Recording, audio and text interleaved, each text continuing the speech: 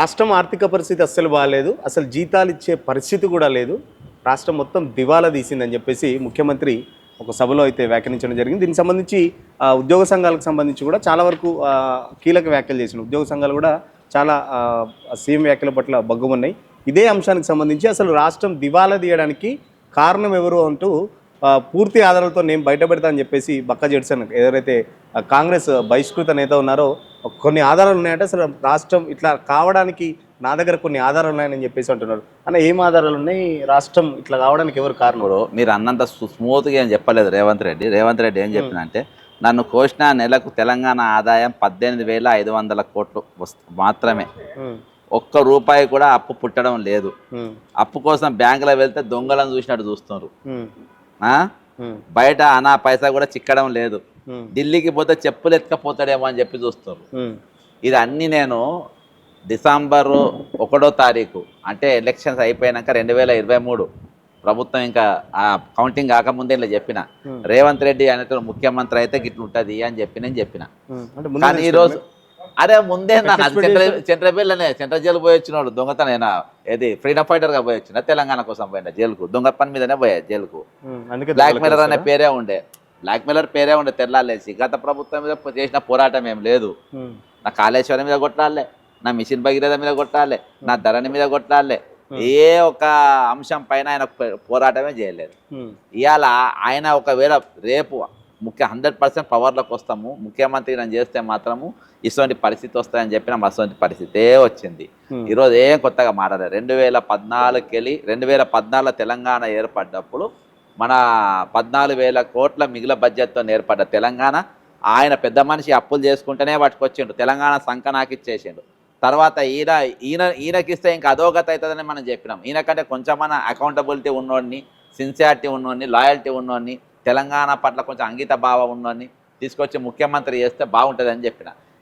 నేను ఈ రోజు నేను తీసుకొచ్చింది ఏంటనంటే ఈరోజు ఒకటే ఒక శాఖ ఎట్లా దివాళి తీపిచ్చిందో ఒక శాఖ ఉదాహరణ తీసుకొస్తున్నా. దాదాపు 1,000 కోట్ల రూపాయలు ఇలా దొంగ కంపెనీలకు ఇచ్చి వీళ్ళు మొత్తం సర్వనాశనం ఏ విధంగా చేసిండో చూపెడదామని చెప్పి పట్టుకొస్తున్నా. అనా తెలంగాణలో ఇగో నేను మన ఇది ఉంది కదా NAC మన శంషాబాద్ ఎయిర్పోర్ట్, దాన్ని నోటిఫైడ్ ఏరియా అని అంటారు. అక్కడ ఒక బోర్డు పెట్టడానికి మనకు నెలకు అక్కడ ఏజెన్సీ ఇవ్వడానికి 12 కోట్ల రూపాయలు వస్తాయి. 12 కోట్ల రూపాయలు వస్తే 12 కోట్ల రూపాయలు మాకొద్దు, 63 లక్షలకే ఇస్తామని చెప్పి 63 లక్షలకు 63 లక్షలకే నవనిర్మాణ్ కంపెనీకి ఇచ్చిండ్రు. అక్కడ నవనిర్మాణ్ అంటే ఒక 11 కోట్ల 37 లక్షలు నష్టం, అంటే 10 సంవత్సరాలకి ఇచ్చేసిండు వాళ్ళకు ఒకటేసారి లీజుకు, అంటే దాదాపు 120 కోట్ల రూపాయలు నష్టం. నేను ఒక్క శంషాబాద్ చెప్తున్నా. అట్లా ఈయన ఇగో అన్న ప్రభుత్వం వితౌట్ టెండర్ ఇట్లా ఇవ్వచ్చునా? నేను ఒక లీల చెప్తున్నా, దీని వెనక ఎవరు ఉందనుకుంటున్నావు? 2 కంపెనీలు, Navnirman company, target company. Navnirman company ఎవరిది? అనుముల రేవంత్ రెడ్డి గారి సోదరుడు అనుముల కృష్ణారెడ్డి కనుసైగల్లో నడుస్తుంది ఇదంతా. ఇంకోటి ఫైఎం కురేషి అనే కనుసైగల్లో నడుస్తుంది. ఇది నేను ఒకటి చెప్తున్నా, ఇగో ఇందులో కొమ్మరెడ్డి వెంకరెడ్డి కూడా చేయగలిపిండి. ఇప్పుడు government of Telangana roads and buildings department, the Navnirman associate, ఇది ఓకేనా వెంకటేశ్వర్లు. ఇగో అన్న ఈ మొత్తం అడ్వర్టైజ్మెంట్ వితౌట్ టెండర్ ఇచ్చి పడేసాను, ₹1 లేకుండా. వెంకటరెడ్డికి ఏమో లంచం, వాళ్ళకేమో share 80% share holders Anumula brothers. అందుకని టైటిల్ కూడా నేనేం పెట్టినా అంటే అనుముల అనగొండలతో చేతులు కలిపిన కోమరెడ్డి వెంకటరెడ్డి, తెలంగాణ ఖజానాకు గండి అన్న. కొన్ని వేల కోట్ల రూపాయలు ఇలా నష్టం. ఇట్లా ఒక్కది కాదు, నేను మొత్తం హైదరాబాద్ పోయిన మొత్తం A to Z ఉన్నాయి. Terlapur, Manikonda, Adibatla municipality, Nalgonda municipality, Tukkuguda municipality, Kothur municipality, Turkayamjal municipality, Shankarpalli municipality, అసలు వరంగల్, నార్సింగ్ మొత్తం అంతా కలిపి దాదాపు 1,000 కోట్ల రూపాయలు ఒక్క సంస్థ తప్ప.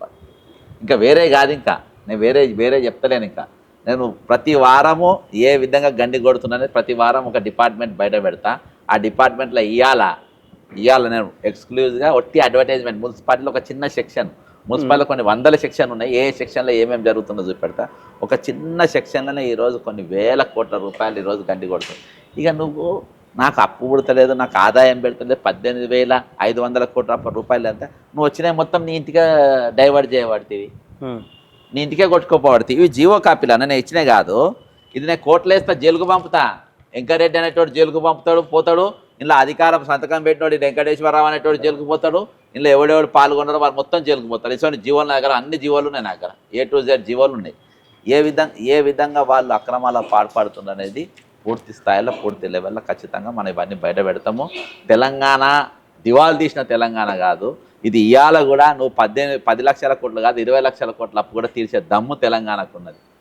చాతగాని ముఖ్యమంత్రి ఉన్నప్పుడు, పనికిమాలిన ముఖ్యమంత్రి ఉన్నప్పుడు, అసలు తెలంగాణ పైన అకౌంటబిలిటీ లేనప్పుడు, తెలంగాణ పైన ప్రేమ లేనప్పుడు, తెలంగాణ త్యాగాల మీద అవగాహన లేనోడు ముఖ్యమంత్రి అయితే చెప్తున్నా రోజు 18 గంటలు పనిచేస్తున్నా, కడుపు కట్టుకొని పనిచేస్తున్నా. అవనా వాళ్ళ ఇంటి కోసం చేస్తున్నా. ఇప్పుడు చూపెడుతున్నా కదా ఎవరి కోసం చేస్తుండ్రు, ఎవరి కోసం చేస్తున్నా నేను చూపెడుతున్నా కదా. వాళ్ళ కుటుంబం కోసం చేస్తుండ్రు, వాళ్ళ జేబుల కోసం చేస్తుండ్రు, వాళ్ళ సంపాదన మొత్తం వాళ్ళ ఇంటికి పోనీ చేస్తుండ్రు. కానీ ఇక్కడ జరిగింది ఏం లేదు. ఈరోజు రోజుకు అప్పుడు పెరుగుడు తప్ప అడ్మినిస్ట్రేషన్ ఎడ కనబడుతుందా? అడ్మినిస్ట్రేషన్ ఎడ కనబడుతుంది? దొంగ లెక్క చూస్తారు, అప్పు ఉడతలేదు అని చెప్పి. అవును, దొంగ లెక్క చూడక దొర లెక్క చూస్తారా? ఒక కాంగ్రెస్ పార్టీ అధిష్టానానికి దొర లెక్క కనబడ్డది కావచ్చు. నేను దొంగ అని చెప్పేసి ఎప్పుడో 3 ఏళ్ల కిందనే 2 ఏళ్ల కిందనే చెప్తే ఇదే ప్రెస్ క్లబ్. దొంగ లెక్కనే చూస్తారు. ఆయన ఒప్పుకున్నాడు ఇవాళ. ఇంకా దొంగ ముఖ్యమంత్రి కొనసాగించుడు ఇది కరెక్ట్ కాదు. ఆయన వెంటనే రాజీనామా చేసిపోవాలి. ఇవన్నీ తెలియదా మరి? హామీలు ఇచ్చేటప్పుడు చాలా హామీలు ఇచ్చారు కదా, ఇవన్నీ మాకు తెలుసు. తెలంగాణ రైజింగ్ అన్నారు, మొన్నటిదాకానేమో గవర్నమెంట్లో జస్ట్ ఈ వర్డ్స్ చెప్పముందే ముందు రోజు రవీంద్రబాద్ తెలంగాణ రైజింగ్ ఎవరైనా ఆపితే మన కళ్ళు కాలిపోతాయి, కాళ్ళు కూలిపోతాయి అని చెప్పేసి బాగా వాళ్ళే శాపనార్థాన్ని వాళ్ళకే అవుతాయి. అవన్నీ వాళ్ళకే అవుతాయి. రైజింగ్ తెలంగాణ కాదు, ఇప్పుడు డౌన్ఫాల్ తెలంగాణ.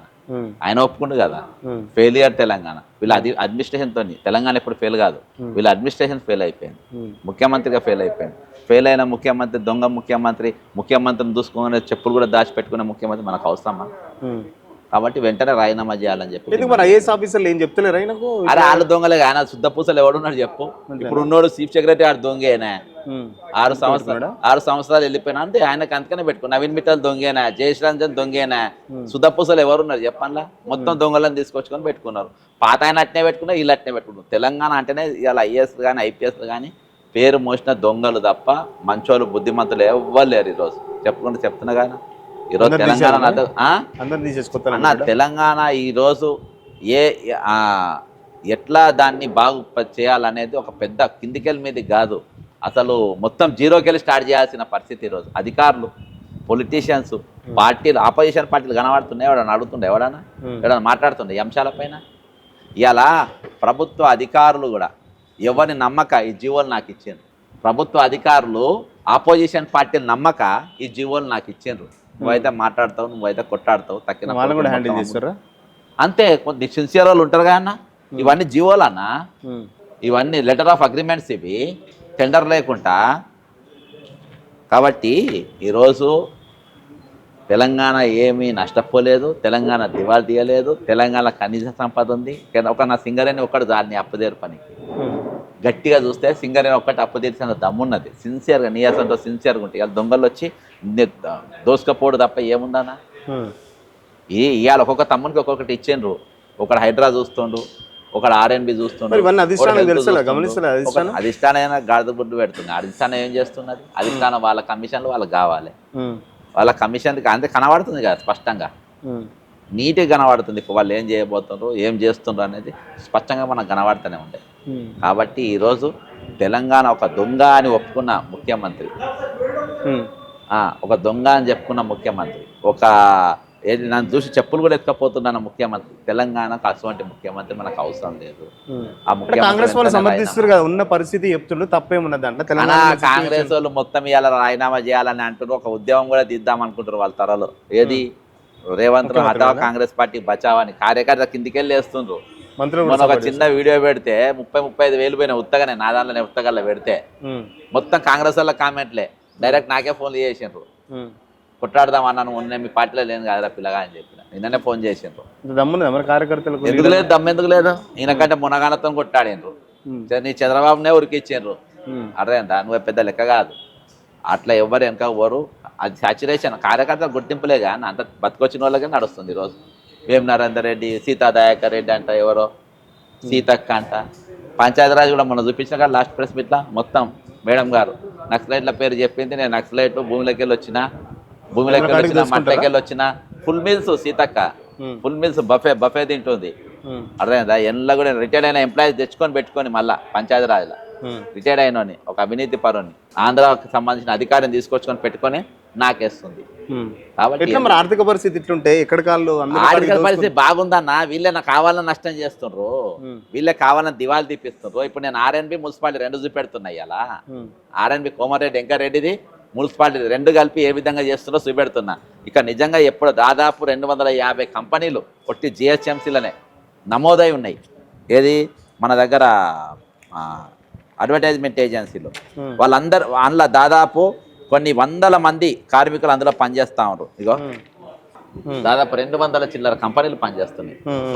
అవన్నిటిని కూడా ఈరోజు దివాళి తిప్పించిన పరిస్థితి. కాబట్టి ఇగో కంపెనీలో వాళ్ళు దివాళి తిప్పించారు. వీళ్ళందరినీ కూడా ఈరోజు ఉపాధి లేకుండా చేశారు. ఉపాధి లేకుండా నువ్వు చేసుకుంటా ఈరోజు మీరు కథల బట్టి ఎట్లా? మీరు కథల పోతుండగా విదేశాలలో పోతుండే లక్షల కోట్ల పెట్టుబడులు తెచ్చుకో. ఎవరిస్తారన్న ముఖం చూసి ఎవరు రూపాయి ఇస్తాడు చెప్పు? ఎవరు రూపాయి ఇస్తాడు చెప్పిన ముఖం చూసి? ఢిల్లీ వాడే చెప్పులు ఎత్తుకపోతున్నట్టుండ్రు. ఇంకా అమెరికా వాడు, రష్యా వాడు, జపాన్ వాడు, సౌత్ కొరియా వాడు వీళ్ళ ముఖాలు చూసి పైసలు ఇస్తాడా? ఎవరు రూపాయి కూడా ఇయ్యారు వీళ్ళ ముఖాలు చూసి. ఎంతమంది చెప్పారు 2.5 లక్షల కోట్ల పెట్టుబడులు తీసుకొచ్చినామని చెప్పి? ఎవరికి? వీళ్ళకా? ఎవరు ఇయ్యారానా? ఎవరు ఒక పైస ఇయ్యారు. ఎంఓయూ చూపిమను, మెమరాండం ఆఫ్ అండర్స్టాండింగ్ చూపిమను. ఎంతమంది ఎన్ని కంపెనీలతో ఎంఓయూ అయినా చూపిమను. ఒక్క కంపెనీ కూడా ఎంఓయూ చేయలే. ఒక్క రూపాయి కూడా పెట్టుబడి ముఖం చూసి అవి బొక్క అని నేను బాన్కాయిదాం ఇచ్చిన కానీ ఎమ్మోలు ఎన్నునే రాసి పిల్లగాని సీఎంకి ఇచ్చిన. నా దగ్గర ఉన్నది, ఇప్పుడు కూడా ఉన్నది, భద్రంగా ఉన్నది. ఎవరిస్తారా నేను ముఖం చూసి? ఆయన ఒప్పుకోండు కదా. ఢిల్లీ ఓడి రాని అన్నప్పుడు జపాన్ వాడు రానిస్తారా? దావోస్ వాడు రానిస్తారా? ఎట్లా మరి ఎట్లా చేస్తే ఆర్థిక పరిస్థితి బాగుపడుతుంది? ఏం చేస్తే బాగుపడుతుంది? అనా ఇసొంటో దొంగలు ఉన్నప్పుడు ఏం కాదు. అటు దోసుకపోనికి వచ్చిండు. ఈ ముఖ్యమంత్రి దిగిపోవాలి, అకౌంటబిలిటీ ఉన్నోడు రావాలి. అర్థమైందా? ఇప్పుడు అనా అందరు దోసుకుంటారు అంటారు. మంత్రులు దోసుకుంటారు, ఐఏఎస్లు దోసుకుంటారు, ఐపీఎస్లు దోసుకుంటారు. ఇంకెవరు రావాలి ముఖ్యమంత్రిగా? ఎందుకు లేరా? నా ఉన్నోళ్ళు ఉన్నారు కదా. శ్రీధర్ బాబు ఉన్నాడు, దామోదర్. శ్రీధర్ బాబు కూడా ఇప్పుడు ఆయనతోనే సోపతి కట్టాను. దామోదర్ రాయనసింహని చేసుకోండి. శ్రీధర్ బాబు సపోర్ట్ చేస్తున్నాయి ముఖ్యమంత్రి. అందుకేనా దామోదర్ రాయనసింహని చేసుకోండి అంటున్నా. ఆయన హెలికాప్టర్లో తిరిగద్దు అంటుండే కదా మంత్రులు ఎందుకు తిరుగుతాను అని. వాళ్ళని చేసుకున్నారు. ఇక పైసలు లేవు అనుకుంటా. వాళ్ళు అందాల పోటీలు 250 కోట్లు 500 కోట్లు ఖర్చు పెడతారు కదా. రోడ్లు గుంతలైతే కూడా నా దగ్గర పైసలు లేవు అంటుండు.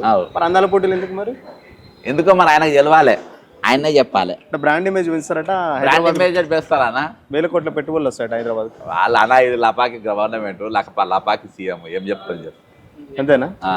కేసులు పెట్టుకున్నారు. భయం అయితే ఏది ముఖ్యమంత్రి మీద? అరే పెట్టుకున్నా, పోయినోడే పెట్టుకున్నాడు. ఏం బిక్కున్నాడు? ఈయన బిక్కుంటాడు. ఇక పోయినోడు బిక్కున్నాడు, ఇప్పుడు ఉన్నోడు బిక్కుంటాడు. ఖచ్చితంగా సీఎం వల్లనే రాష్ట్రానికి దరిద్రం పట్టిందని చెప్పేసి ఏదైతే రాష్ట్రానికి వచ్చే ఆదాయం అంతా కేవలం అనుమూల కుటుంబం మాత్రమే ఎంజాయ్ చేస్తుంది. కాబట్టి రాష్ట్రం ఆర్థిక పరిస్థితి ఈ విధంగా తయారైంది. ఖచ్చితంగా రాష్ట్రంలో ఈ ముఖ్యమంత్రి మార్పు అవసరమై తర్వాత ఎవరన్నా వస్తే తప్ప ఈ రాష్ట్ర ఆర్థిక పరిస్థితి బాగుపోయే దాఖలాలు అయితే కనబడే పరిస్థితులు అని చెప్పేసి ఆ బక్కా చెప్తున్న పరిస్థితి. శ్రవంతో సురేష్ పల్లవి టీవీ, హైదరాబాద్.